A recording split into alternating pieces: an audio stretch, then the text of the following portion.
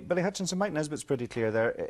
He managed to answer the question straightforwardly, which is don't put more flags up. You eschewed the opportunity to do that, and that is your right. Well, how do you take this debate forward from here? Well, what do you do next? Mark, it's very clear listening to this debate that I'm not even clear who we're talking about.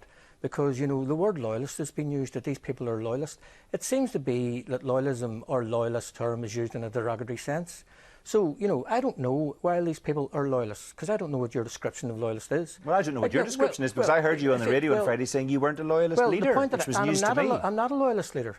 You're not a loyalist leader. Look, Mark, do you know what the problem is in this society? There's more loyalist leaders than there are leaders in the Communist Party. You're the leader of the PUP, which I understood to be a loyalist party. What does it say in the title of the Progressive Unionist Party? So are you disassociating yourself from loyalism? I'm not disassociating myself from anything, but what I'm not going to allow you to do, Mark, or any other journalist, is to put me into a box and say that I'm a loyalist and use it as a derogatory term. Now, I've never known you to regard it as a derogatory term before. Well, it is when it comes from the media. Now, what I'm suggesting here is that so if I use it, it's derogatory, but if you use it about yourself, it's not. Well, what I'm saying to you, Mark, is that what you have just done there is you said loyalists put these flags up. How sure are you? Well, nationalists didn't put them up. Republicans didn't put them up. How sure are you there weren't unions that put them up?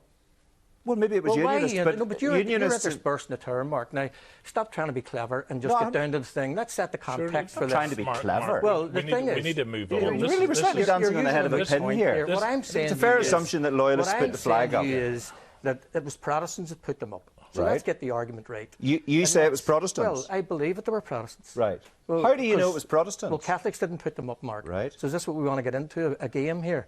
Now, let's be very clear. I've said to you that I want the PSNI to tell me that they will go to Republicans in all of those areas I mentioned, Glengormley and everywhere else, and tell them they're not putting tricolours up because it's a breach of the peace. You have said on your piece on Newsline, and others who were doing this have said that loyalists have been warned.